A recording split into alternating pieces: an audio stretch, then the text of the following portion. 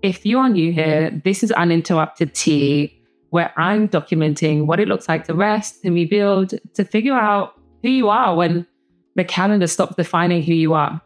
I have an episode that drops every single week, so hit subscribe. And if this episode resonated, share it with the people that you love.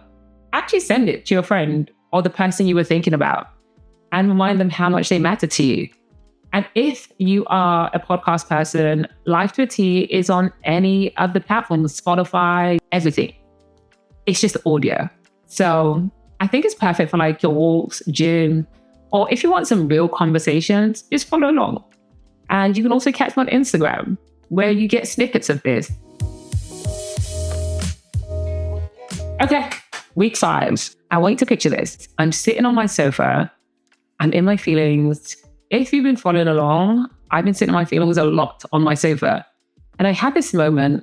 So I called up my girls and I was like, I need to see you in 48 hours. I don't care how you figure it out. Here are my card details and book the flight and I will handle everything else. And a few of them said yes.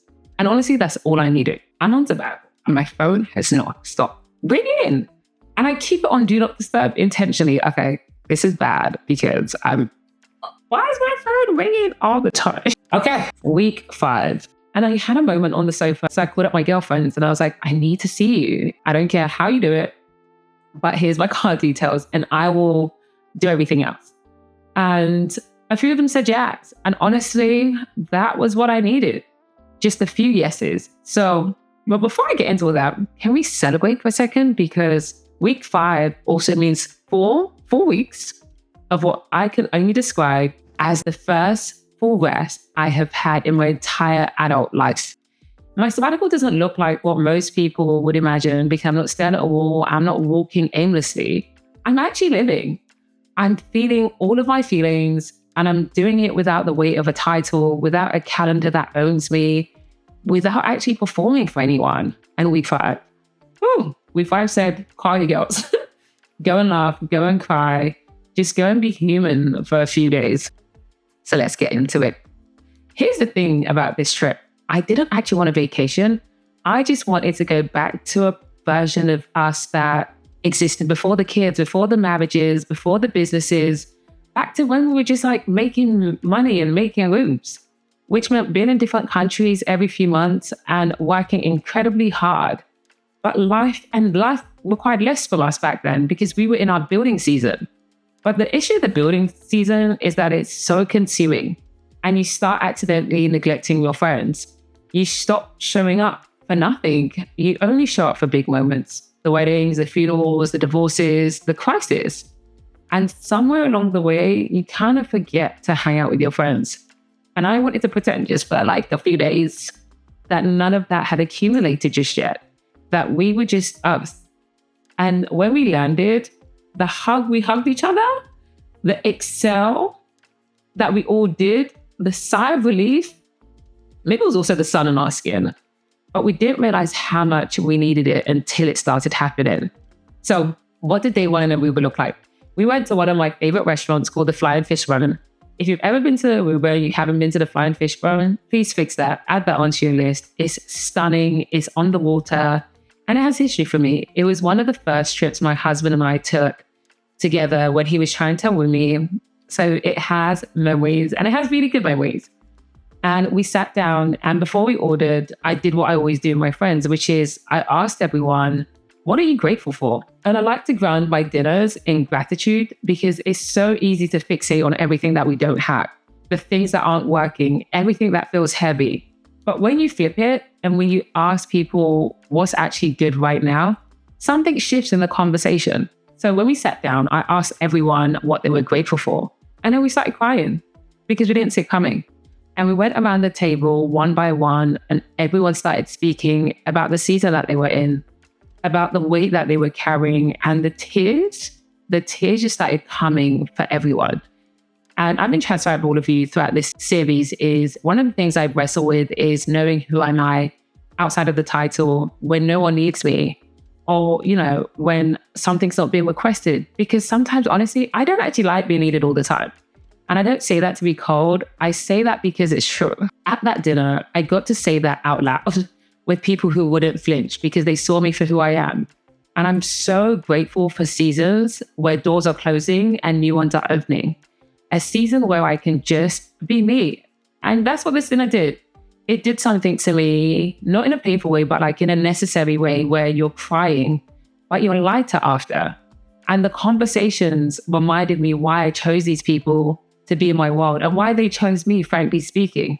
And I kid you not, for me, laughter and doing nothing, best place to be. I honestly didn't realize laughing could be so healing, like genuinely therapeutic for the soul.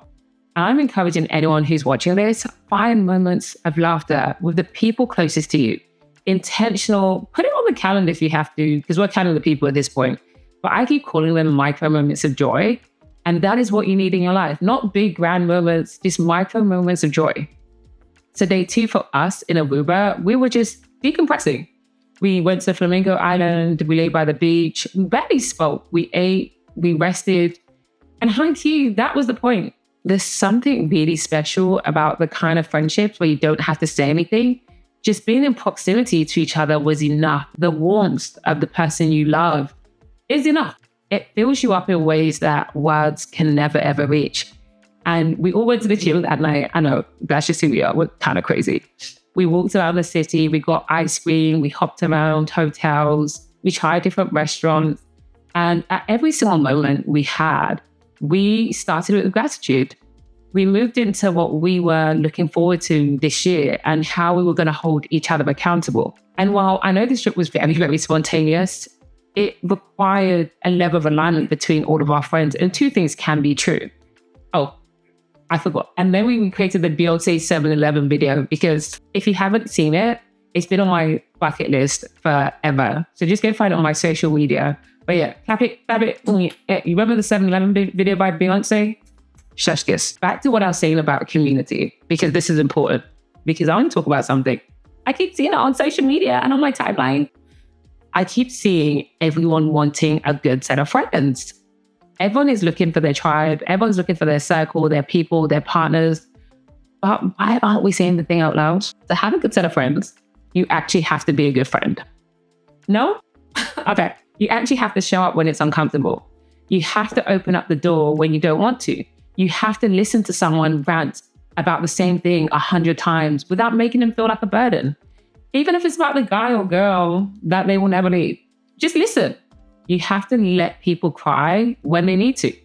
You have to let people cry and celebrate them in small milestones. And I think the way we see community online has created this weird dynamic where people want to be loved, people want to be seen, they want to be held, but they don't want to be the one doing any of that for someone else. They want to receive and not give. And to me, I'm so sorry, that's not community. That's you performing for the audience and not what you truly need in your life. Because people want to be loved, but when they don't want to be uncomfortable, yeah, that's not how community works. I'm so sorry. What I have with my friends, my sisters, my family, my business partners is something we've actively built by being the uncomfortable thing for each other, by showing up even when we were tired, by letting God be the center of most of our relationship, which means there's a bigger power that's holding us even when we can't hold ourselves. And this trip for me, it felt like a coincidence, but it was also intentional. It was truly answered prayers, because I've been journaling and praying and asking God to show me how good my life can get, to show me how good friendships get. And as the flight landed in Aruba and I saw my girls, I saw the ease seep out of all of us. And I was like, God, you did your big one. And after a few days of what felt like rest and relaxation, they went home and I went to DC, which is a whole nother story and I'll get into it. But I want to sit here because something happened in Aruba that I'm still processing. I spent most of the trip doing something for other people. I curated the experience. I did everything. I had invited people. I made them feel safe. And at one moment, one of my girlfriends was like, yo, Teee, just let us love you. I said, huh? Because I truly froze. Because I'm good at giving love and creating spaces for other people, but receiving and actually letting people in, and let people see that you need love, that's like probably the harder part for me. And it's something I've learned this season is like, allow people to love you. It sounds so simple, but it really is not. And this sabbatical is teaching me about like letting the people who love you. Don't try and like perform for them like you're strong all the time, which I'm guilty of. Not managing how much access people have, but just like opening up and receiving the love from your friends. So if you're like me and you're in that season, come. Just learn the lesson with me, because we're in this together at this point. Because I'm learning, you're learning, we're all learning to let people be loved. Oh yeah, back to DC. I had 3 events in one night. Like, it was so chaotic. I would not be doing that again. Oh no, actually, I would absolutely do it again. Because everything about the DC trip was chef's kiss. And both of those statements are true. Let's go through the events. Mind you, I spent a whole day with my friends at their office. Shout out to Creative Theory. Shout out to Marv and Gary. It's a creative agency in DC, an award-winning creative agency. And I was just really proud to see my friends in the element and Black businesses just doing well. I got to work in the office. I got to just hang out. I had my whole to-do list. We had no dinners. It was just a group of hardworking people just, making creative dope shit. Anyways, the next day, I had 3 events. The first event was my friend's kid's 7th birthday. So like laser tag, bowling, the whole work. She's Nigerian. We do a lot. But I showed up as the camera person because that's literally who I am. But I'm going to talk about what I witnessed in that moment. I witnessed a friend, a mother, an absolute force, not having to carry this whole day on her own. Because kids' birthdays can be a lot. And I got to see her community rally around her. Someone carried the cake, someone bought another cake, someone bought food. I took pictures. So she could just be a mom for the day and she could be present for her son's birthday. And she didn't have to manage it all. And that is what I mean when I say community in action. Because we didn't talk about the pressure that mothers carry to create beautiful, meaningful experiences while trying to hold everything else. But anyways, I just sat and watched the village do what villages are supposed to do and that. And if my day ended there, I would have been fine. But it didn't. I had to then jump in my car. I had my driver for the day. And then I went to Jacob's 40th. And I'm actually reflecting a lot on the trip. But one thing I keep forgetting, and I'm Nigerian. Nigerians, yeah. Everything is celebrated like a wedding. Birthdays, funerals, baby's birthday. Everything is celebrated like a wedding. And I couldn't help but listen to what stood out to me at the event. Everyone said the same thing about Jacob. They said Jacob prayed for them in seasons when they couldn't pray for themselves. Do you know how important it is to have someone like that in your life? No one said, we like that he's successful or that he's impressive. Not any of the resume stuff. And even though the whole room felt like an impressive resume of doctors, lawyers, and highly successful people, every single person said, this man showed up for me spiritually. In a season, I had nothing left to give. Yeah, I'm sorry. That, Jacob, take your flowers. And I was sitting there like, what? What would people say about you? Genuinely, that's the only metric that matter. When people reflect on who you've been in their life, and I'm not saying reflect or only care about what people think about you, but what is the one thing people say about you? Anyways, gonna shout out Issy, Jacob's wife, because what I love witnessing is partnership rooted in faith, grounded in community, grounded in a loving environment, and grounded in each other. That is what it's supposed to look like.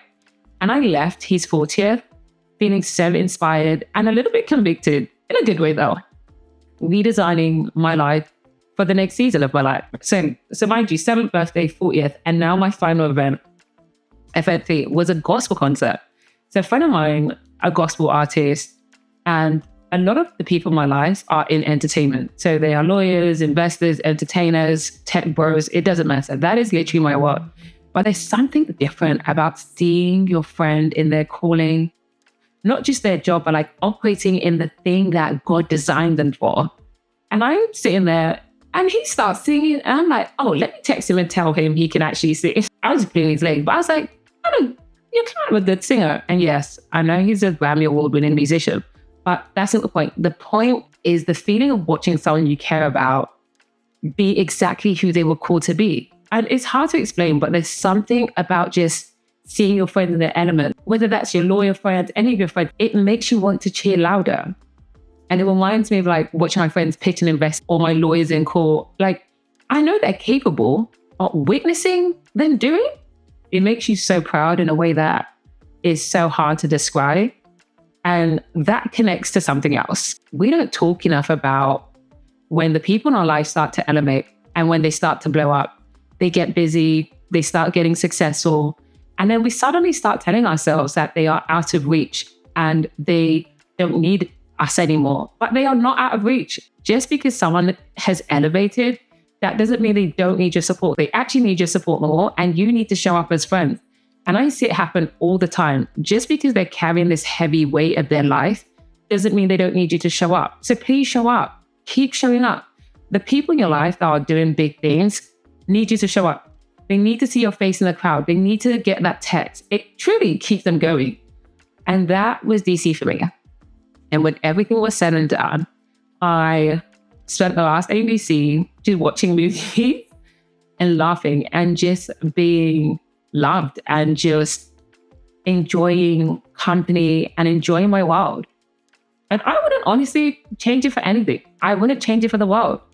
And when I got back from DC, look, I was exhausted, very, very exhausted. Between Aruba and DC in the same week, I still had to respond to my lawyers, plan my daughter's birth. Also, how come no one told me that you have to start planning and doing applications for private schools 2 years in advance?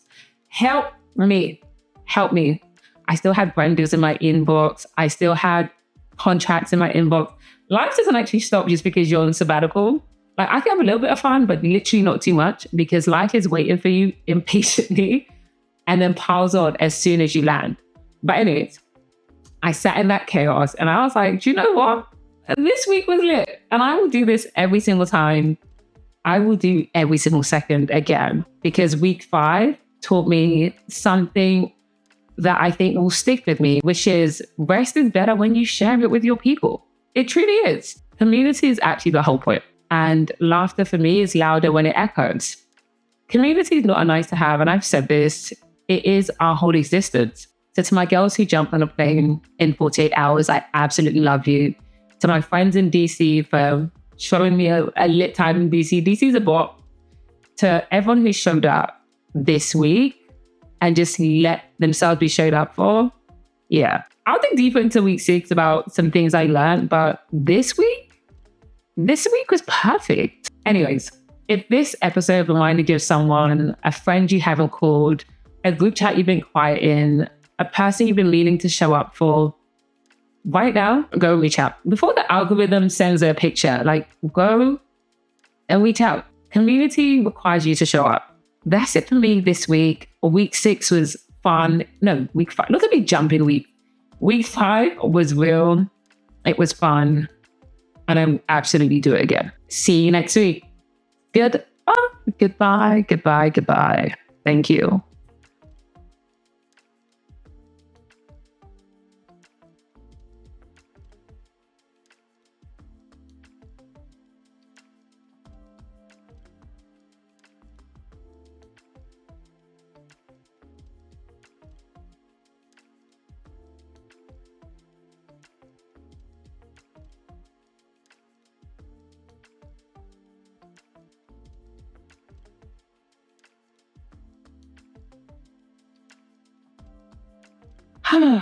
We made it.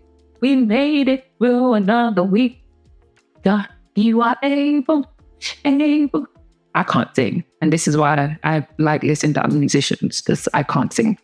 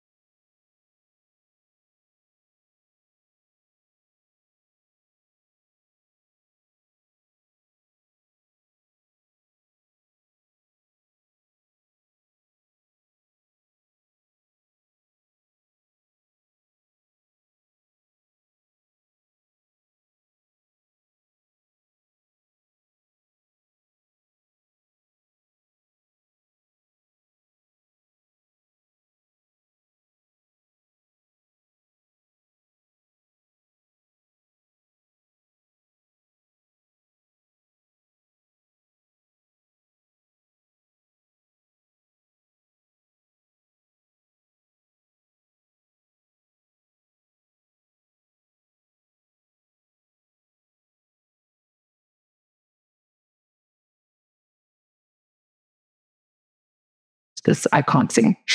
Able. Able's become my new favorite song. Anyways, see you guys later. Bye.